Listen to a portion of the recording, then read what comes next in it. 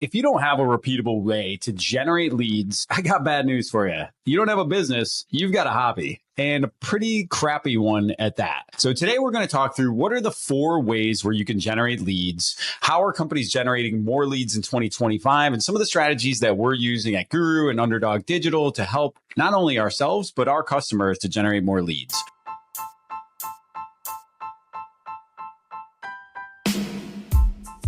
Welcome to Payrollin', the show where you will learn how to operate and grow your payroll business from the most dynamic minds in the business.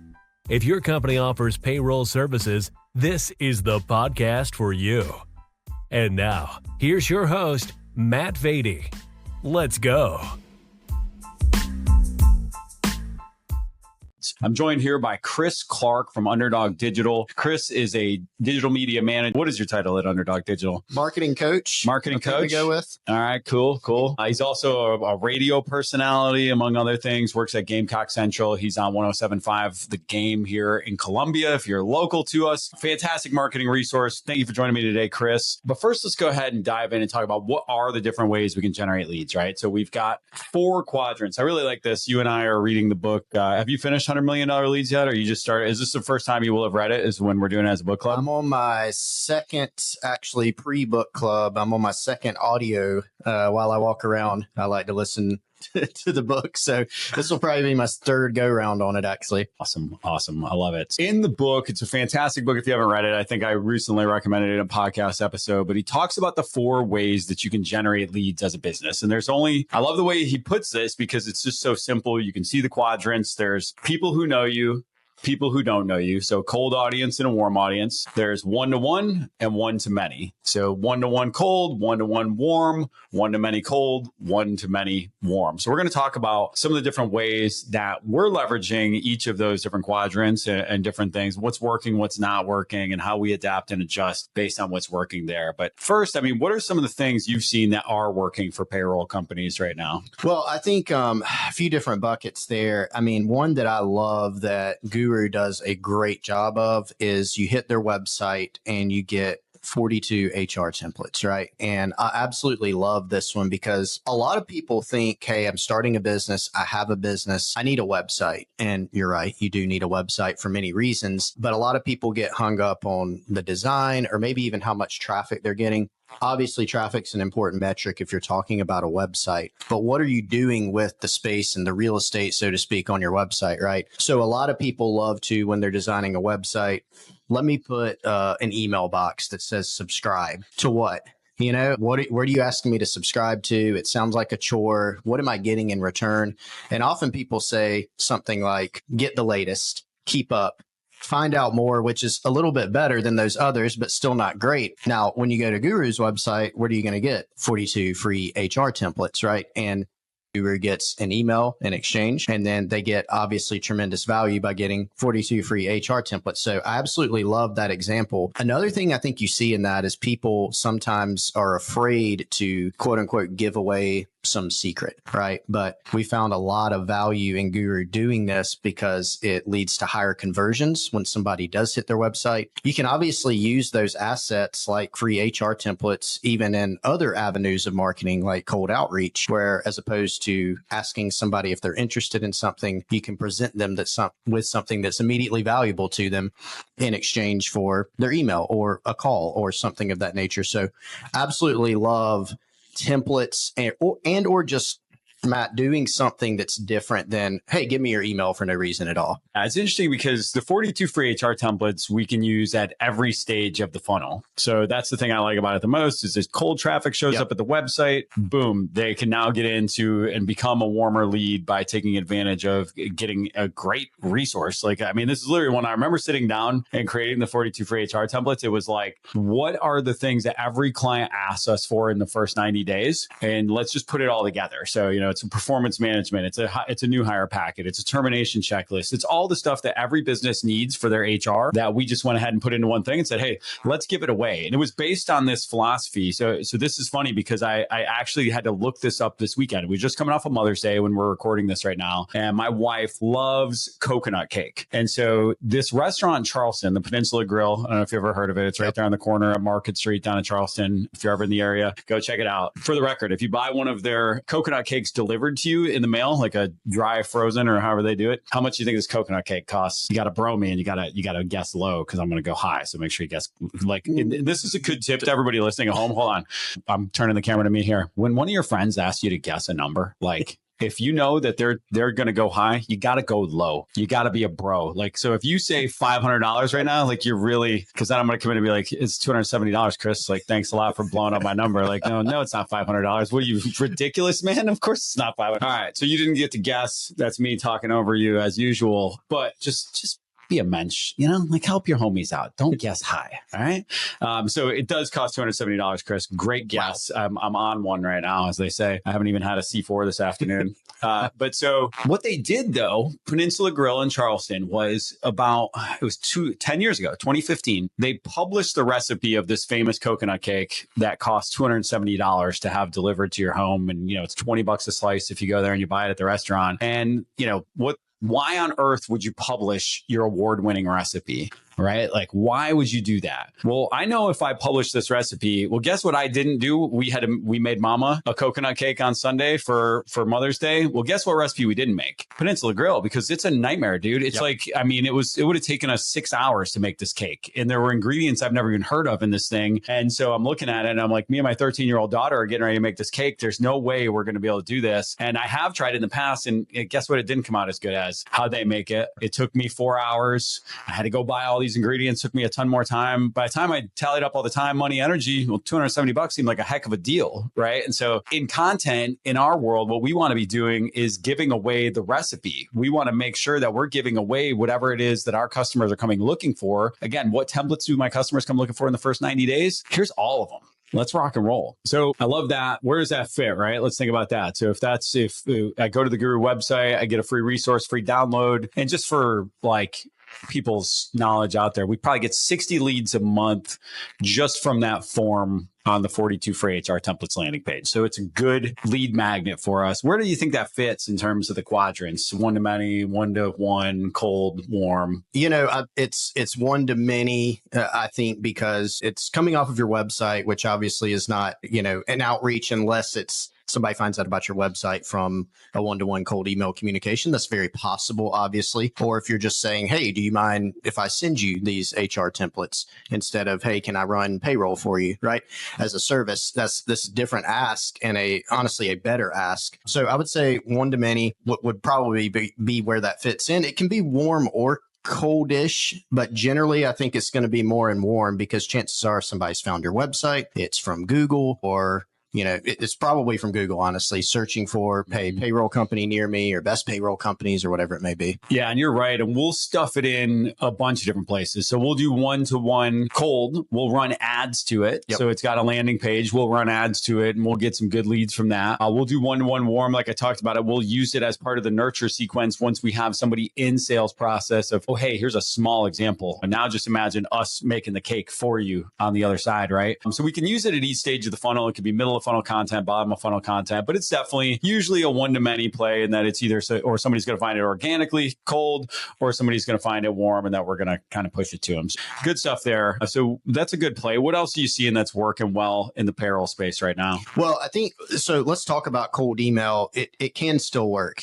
I've tried to talk to a lot of people and learn from people who are really, really good at email marketing. And the funny thing about it is you're not going to get the same answer, even from people who are really good at it, right? Some people send from one domain, send from 50 domains, send this amount of emails per day, send way more than that, use one sentence emails, make very, very long emails, right? You will get those answers and everything in between, and you'll get them from people who've had success, right? So the point is, yes, you have to have strategy, but don't get so bogged down in that you never start, right? We know email market, we're in 2025. It's a lot harder than it was 10 years ago, 5 years ago, 2 years ago. We've seen it get way more difficult. A lot of the changes to email service providers, spam filters, quite frankly, make it more difficult. So the main thing that you need to do when you're thinking about cold outreach, you can think about different types. There's just, there's cold outreach where you're sending HR templates. There's cold outreach where you're finding somebody on a list and you're reaching out to them and just straight up asking, hey, are you in need of this? That goes back to kind of the one sentence emails. You see a lot of those things. The biggest problem that people have that I see is that they're not hitting the inbox. That's the number one thing you need to be thinking about instead of, should I do a newsletter?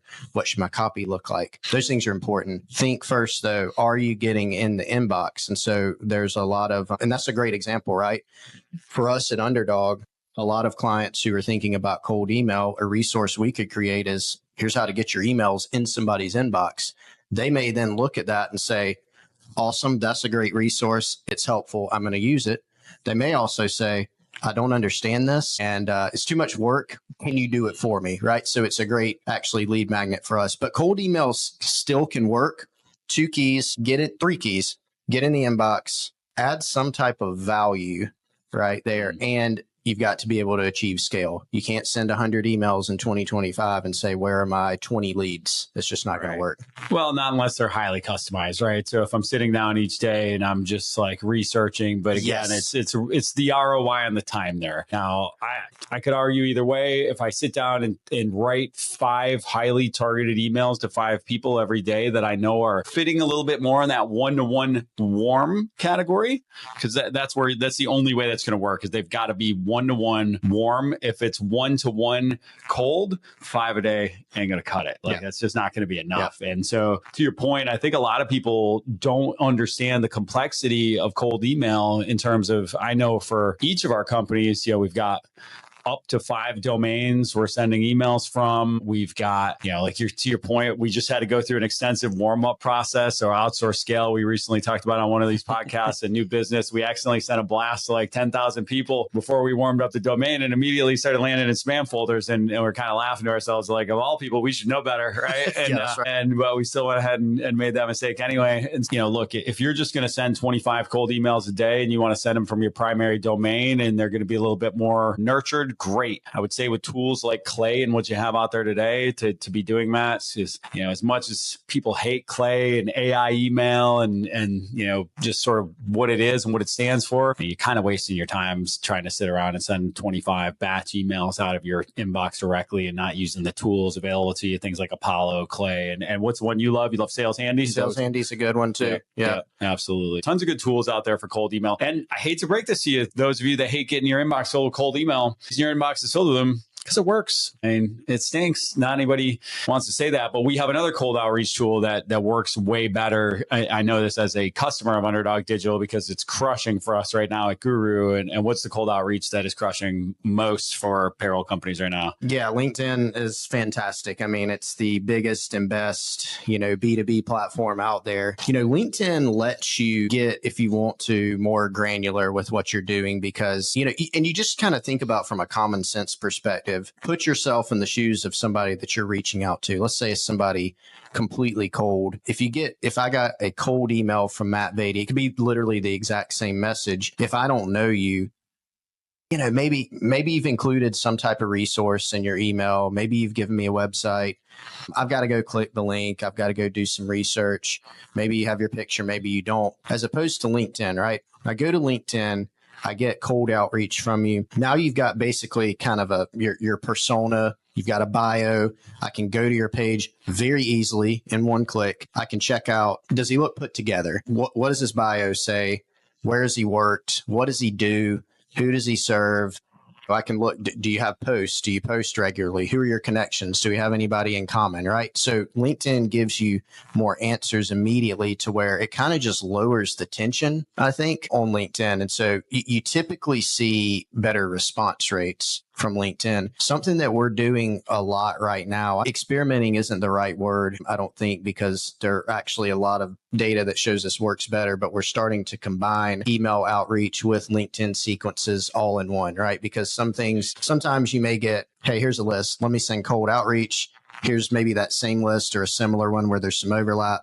Let me send LinkedIn campaigns where I'm connecting and I'm automating messages to those people. And it can get confusing if you don't do it the right way. So if you build in sequences where you're hitting those steps, it becomes more powerful, over a short period of time. Are you doing those in Apollo, or where are you doing the ones that include the omni-channel approach? Apollo is an option for it. You can also do it in Sales Handy, which is one thing we do. One thing to keep in mind is, and I actually do them in Sales Handy. So Apollo, I couldn't speak as much to how you do them in there, but you are creating a little more manual work when you do them in Sales Handy. For instance, let me give you just a layout. Typically, you're going to have 3 to 5 emails in a sequence. Let's say day 1's an email, day 3 is a LinkedIn connection, day 5 or 6 is an email, day 7 is a LinkedIn actual message. You're not going to be able to automate the connection. You're not going to be able to automate the message. That can be okay, though. It gives you a way to pretty quickly do it.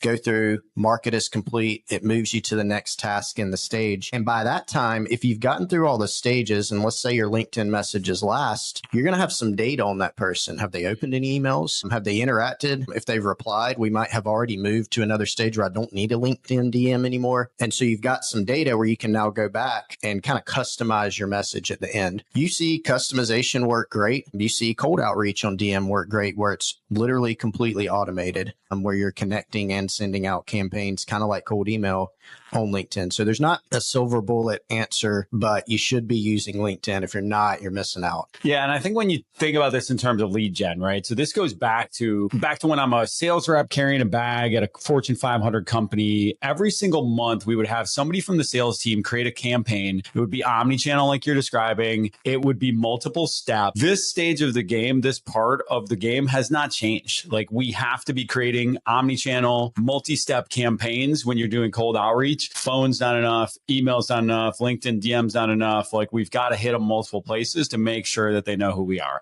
And I know that some of you, again, it's very easy to get lost in this world of like, boy, I sure hate it when that happens to me. Well, again, I got bad news for you. It happens because it works, man. Like, it works. And so, we just saw it happen this week. I see these people come in after that third, fourth, fifth touch, right? Where it's like, if I was doing that manually, I would have given up by now. And that's how we used to have to do, right? It was like, you could maybe send the mass email, but then we always have a phone call component of it, which is obviously manual, right? And I mean, now don't get me wrong. In our CRM, we have the AI voice thing, which I am very hesitant to play with. And Underdog provides us with this awesome CRM with a bunch of preloaded templates and tools. That little AI bot has been tempting me down there, but I have not turned on the voice yet. So if you start getting cold calls from me that don't sound anything like me, you'll know that I finally fell to the AI bot. But so, all right, so that one's good. So we've got one-to-one outreach cold, but at scale. So that's kind of the cool thing about that, right? So it fits into that quadrant of one-to-one to cold, but we're doing it at scale. So I love that with,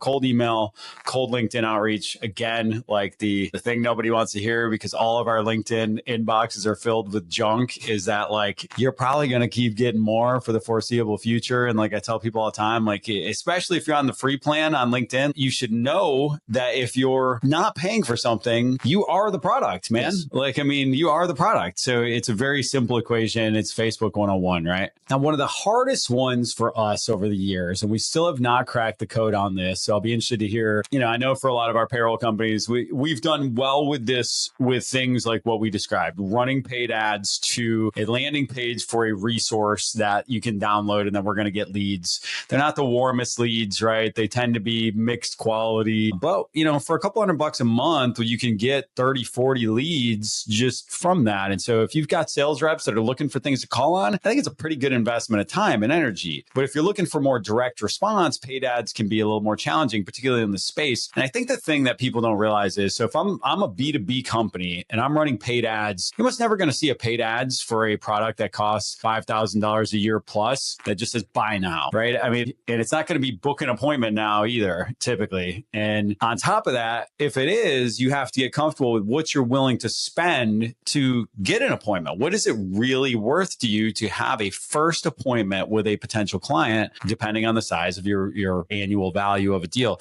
which is the part. So we're in the quadrant now, one to many, cold. And so paid ads is really your kind of biggest thing here in terms of how do I get in front of as many people as possible, as cheaply as possible. Paid ads are the way to go. But in our industry, in the payroll industry, it's definitely been a hard one over the years for people to, if you go right now and you can pull, one of the cool things is a Facebook ad library. You can go in there, you can pull any ad running for any company that they currently have active. And I don't know, I've mixed success with whether or not I can pull up archived ads sometimes. I don't know if that's just me and if I forget how to do it or what.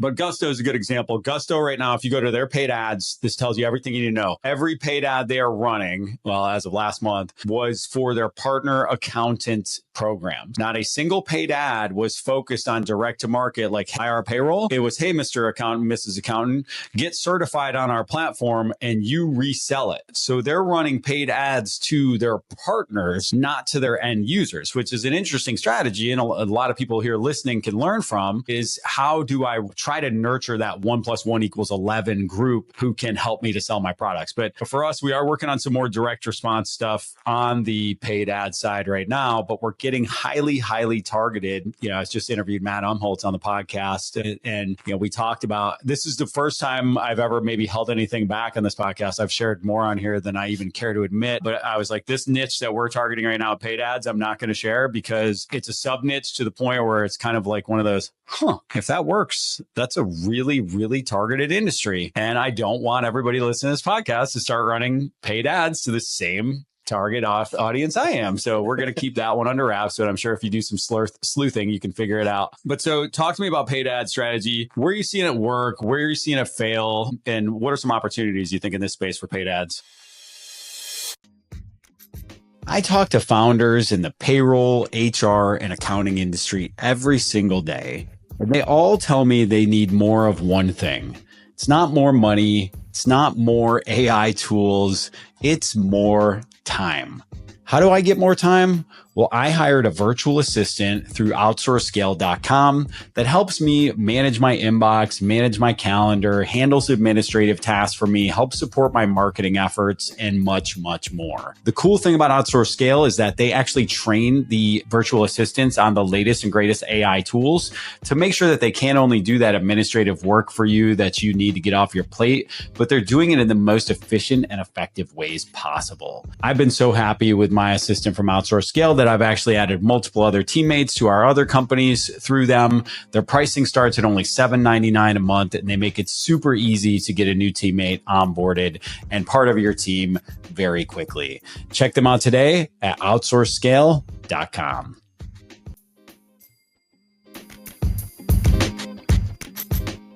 Well, earlier you brought up Alex Hormozy, and I don't think anybody's as good as he has been at paid ads. He's had massive success with it. And so a lot of what we've learned and implemented, you know, whether by design or just because it's smart and sometimes just common sense, frankly, works in this space. So the biggest thing I think with paid ads is a lot of people say, and I've had people call me recently about this, I want to run some paid ads. And my first question is why? You know, you want to make sure, again, when you have a business and you start thinking about lead gen, if you're having problems with it, well, I need a website, right? Or I need to make my website better. Okay, what does that mean? Same thing with paid ads. If you can waste gobs of money with paid ads, and you probably have some examples of that, I would imagine, from the past. You can also do incredibly well with ads. And so I would say the biggest thing with ads, yes, there's strategy in terms of which audiences are you hitting. The Gusto example you gave, the unnamed example that you just gave, you know, maybe we can come back on here and talk about how successful or not that was, and hopefully it's very successful.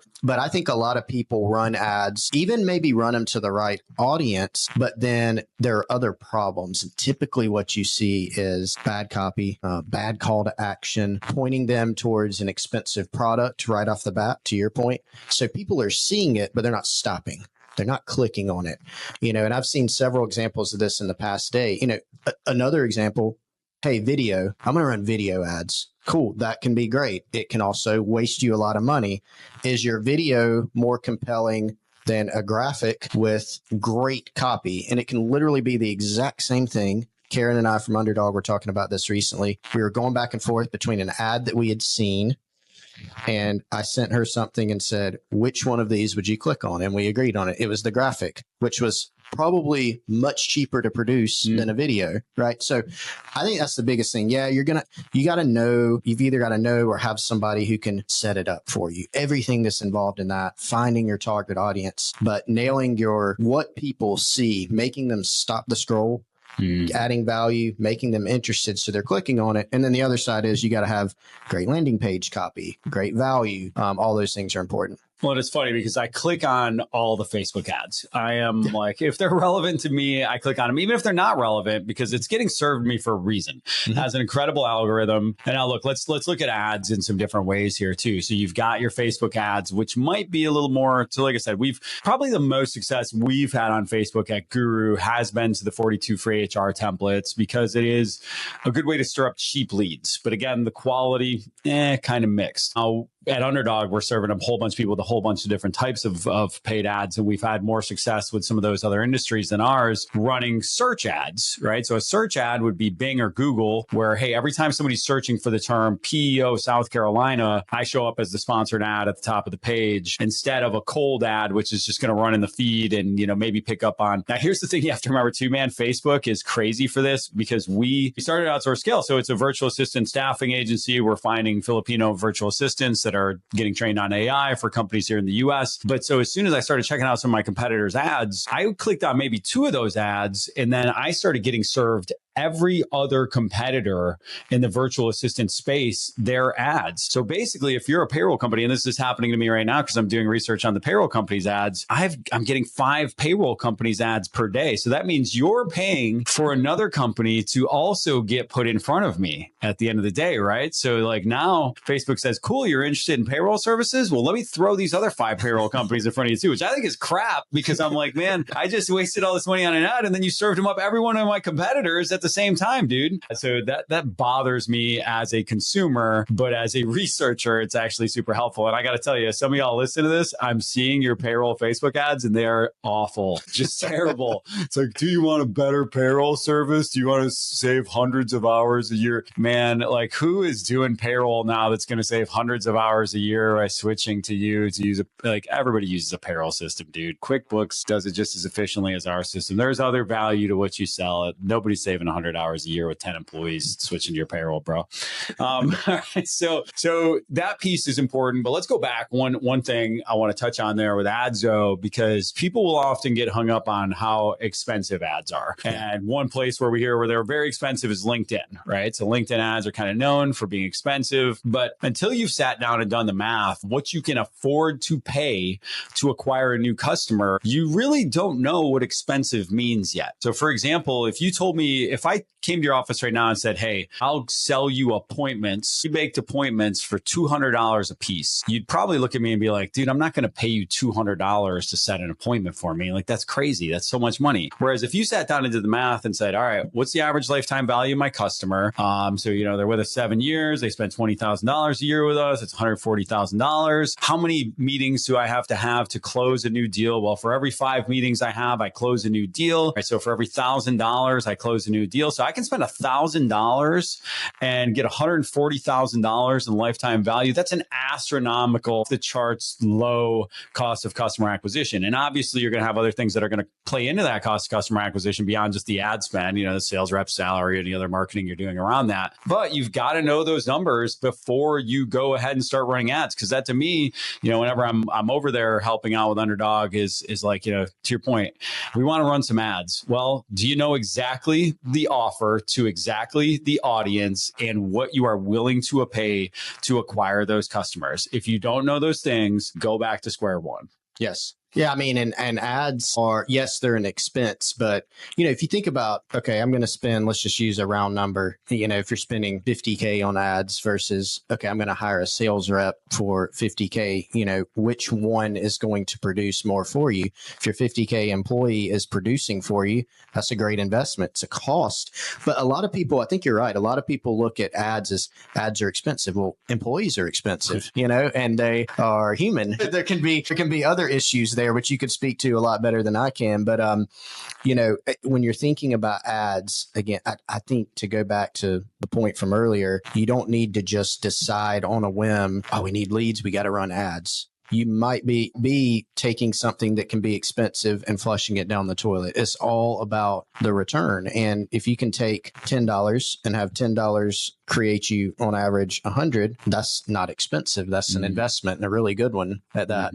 All right. So we've hit on one-to-one outreach. We've got LinkedIn DMs. We've got cold email. We've obviously got cold calling. And, some of this is like, it's funny. At Underdog, we had this, I wouldn't call it a revelation, but just a moment where I had to talk to Karen, probably talk to you about it over the years too, where it's like everybody comes to us and says they want marketing services, but what they really want is leads. Yeah. Right. Like, let's call it what it is. Like, marketing's great. Everybody wants to have a cool brand and get impressions and views and likes and all that, but it doesn't matter if it doesn't turn into business, and you can't get business without leads. And again, warm, cold, whatever, you still got to have them. And so, the thing that people often, if you're newer in your journey in entrepreneurship, or whether it's in payroll or anywhere else, you've got to know that you've got a phone full of leads before you start. So you've got your contacts direct that you can reach out to, call, text, email. Now you've got go to each social channel, work through it. All right, now I've got all my LinkedIn connections. Now I've got all my Twitter connections. Now I've got all my Facebook friends. Now you have a ton more leads than you ever anticipate. It's just like,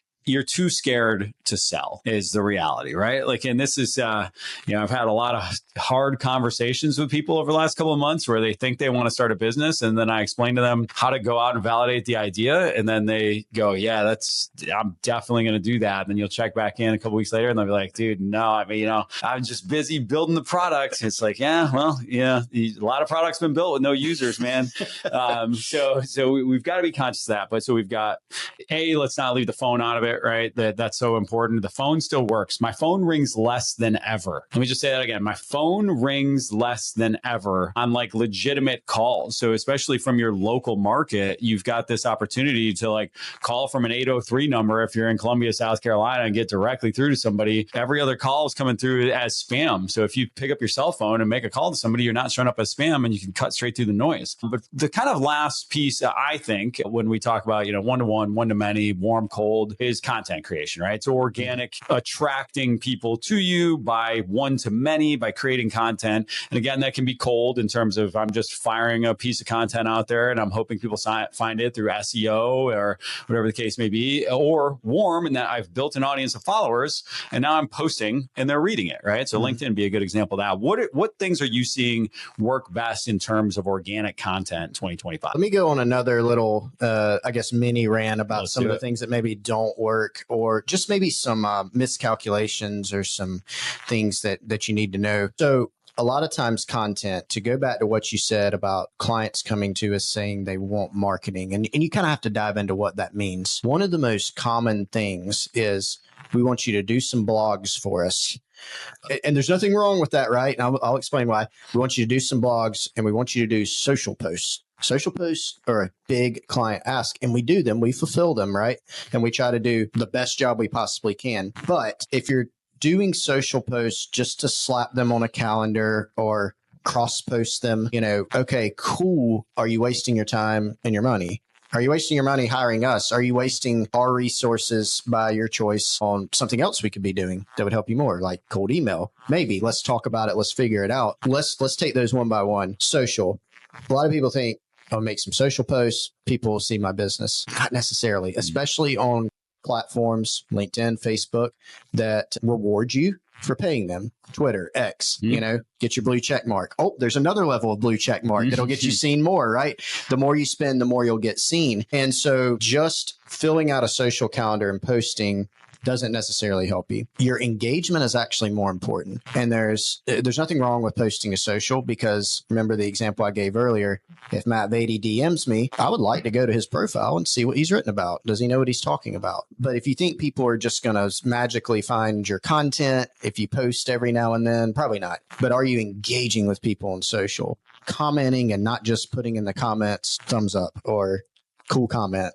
Let me break up right here because I got to validate Chris here and make sure people know, because Chris is a Twitter king. What's the Twitter handle? It's at GC Chris Clark. If you want to read about South Carolina Gamecock stuff, that Chris is. Clark. And other random musings. Right. He proves out a couple things, right? So niching down, which was the episode Matt Umholtz and I just talked about a lot about niching down. You're talking about the Gamecocks. What do you got? 20,000 followers on there, 30,000 followers. And if you follow his timeline, and I always joke with him, I'm like, I'm your bro. So I just hit like blindly on everything you post. And if you're a bro or a sis out there and you're listening to this and you're like, hey man, you're scrolling past one of your bros or sis's posts, you hit that like button, dog. Like, I mean, that's just what people should be doing for their friends. Okay. Like it takes me no time. And if you're a real bro, you hit the see more so that expands it and the algo knows you're interested. Maybe just hover there for a couple extra seconds. Let it know you're reading the post. Right.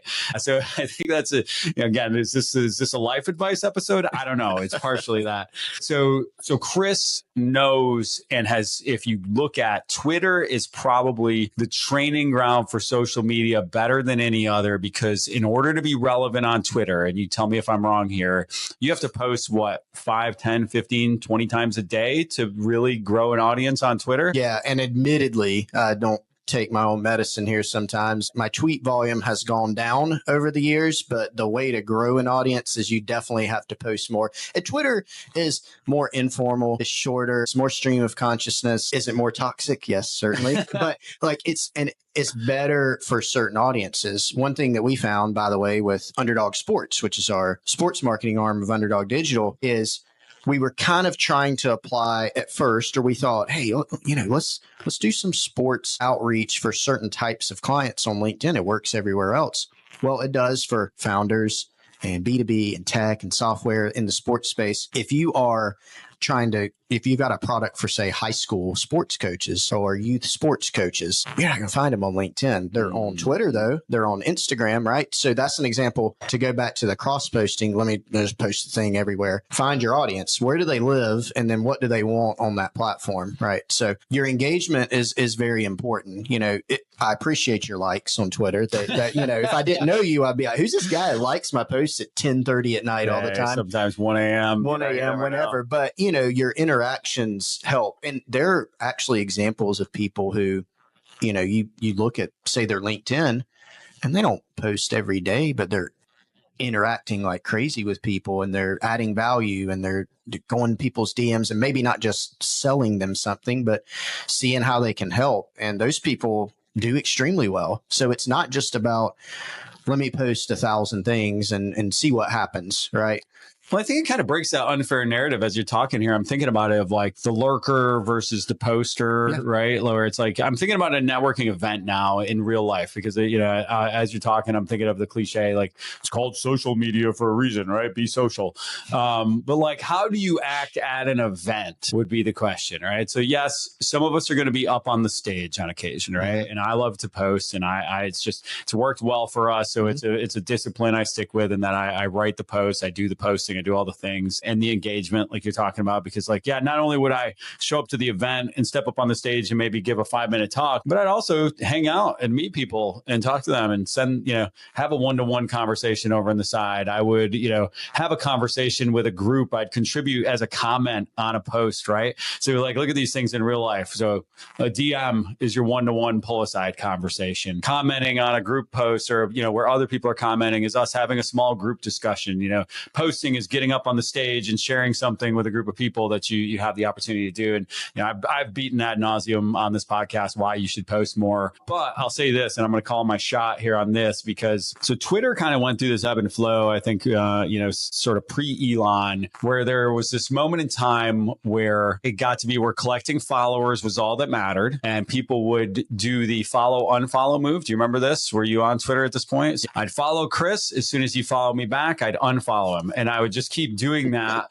until I had 10,000 followers and I was only following, 20 people, and it would look like I was some sort of Twitter influencer.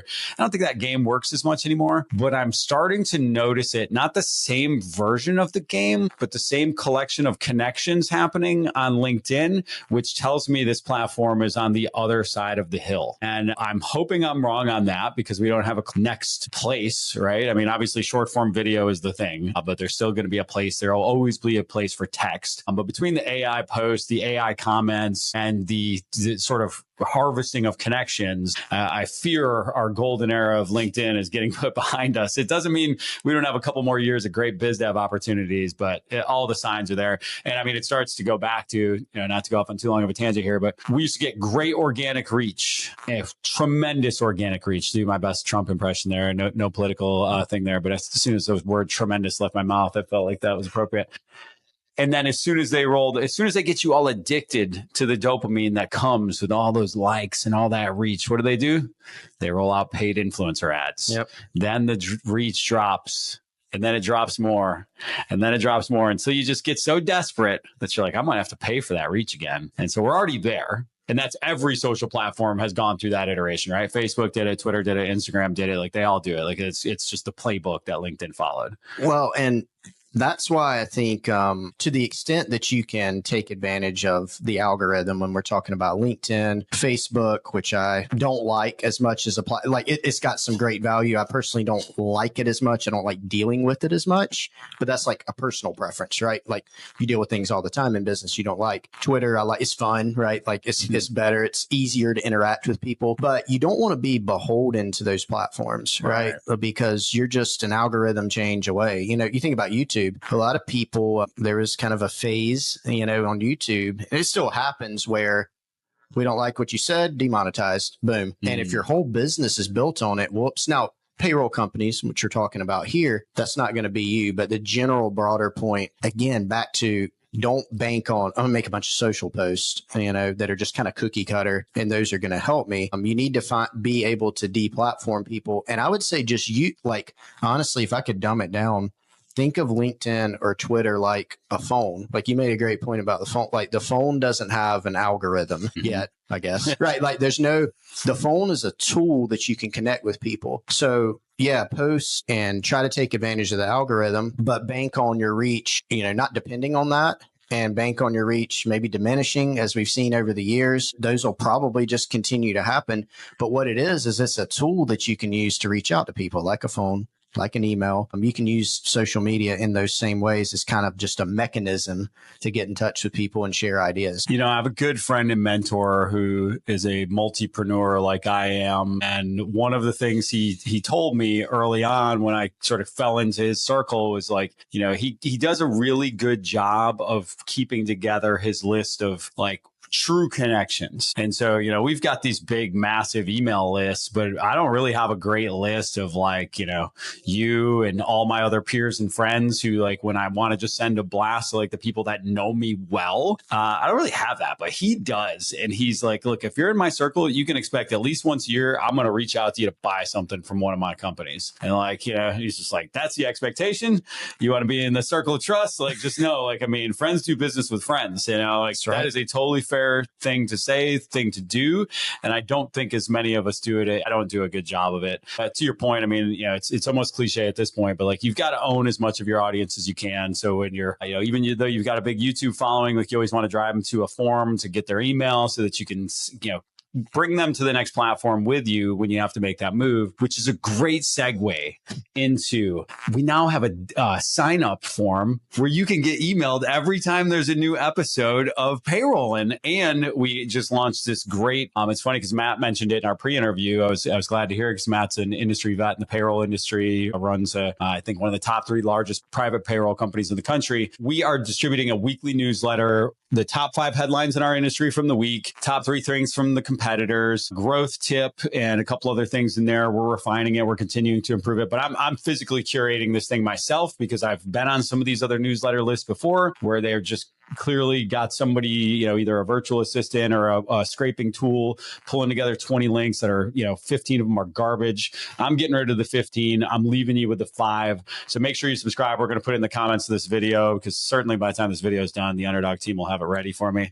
But you go back to your point, and I know we're at time here and I'm going to be conscious of your time, but I just, Karen, just the other day, we were, not only am I the Hair Club president, I'm also a client. So, I'm having my monthly meeting with Underdog Digital as guru. And I was like, let's just stop posting from our company account. Like, this is stupid. There's nothing, all this is doing is letting people know we're alive. Nobody's reading them. Nobody's engaging with them. There's nothing here. We're posting from individual accounts, my account, they get engagement, they get reach. We can share real perspectives, but company pages are just dumb and they're done. I don't think there's any value in posting from your company page. And it's so obvious when you go and look at these accounts with 2 million followers, they'll get 3 likes on a post. And it's like, why? Somebody spent the time to cross post that, schedule it, whatever. Even if it's easy, it's another wasted minute, and every wasted motion is a wasted motion, right? No, you're right. And I mean, if you're thinking about, I actually get this question a lot. We've got some social posts. Should we post them from the company page or a person? And the answer is always a person. But you also have to say, if it's a Merry Christmas or Happy Veterans Day, things like that, then if the person posts it, great. But like, let's, add some perspective to it or something like that. Let's make it interesting. And, people like people and not brands. And, even with what we do in the sports space, it's a connections, relationships industry, like sports just in general is that. And the more people the better relationships you have, it's always better. People build brands. Now, there are huge businesses out there where maybe you just need a service. So the people maybe don't matter as much, but in a lot of sectors, it matters a great deal. So don't just, to kind of bring home the point, don't just post a bunch of stuff to a social media page or your pages because you feel like, that's just what people should do, right? There's a lot of other things that you should prioritize for your marketing and for your sales, right? Because that's not really, when you're looking at what brings in leads, I posted 4 things this month on our company LinkedIn page is probably not going to be one of them. So we have given you a bunch of ways that, not just ideas to generate leads, legitimately the ways that we are generating leads for our clients in the payroll industry through a marketing agency. So that's pretty valuable information. And all I'm asking from you is it's pretty simple. If you've been around for a minute, you've heard me tell you the gentleman's agreement and the lady's understanding. If you're newer to the show, you know this. So we create all this great content for free. We don't charge anything for this. This took us, we're already over an hour of our time we took out of our day. All I'm asking from you is to just hit that little subscribe button, hit that little like button, just go ahead and smash it. I'll wait. And I love saying smash that like button. It makes me feel like a real YouTuber. You know what I mean? But that's it. I mean, we do all this for free. That's all I'm asking. It's 2 seconds. Just go ahead and do the thing. And if you stayed around this long, clearly you're seeing the value, dude. Come on, just hit that like button. We appreciate you. Chris, thank you for coming in and dropping bombs today. Appreciate you as always, my friend. Always good to be on. Thanks for having me. Thanks, brother.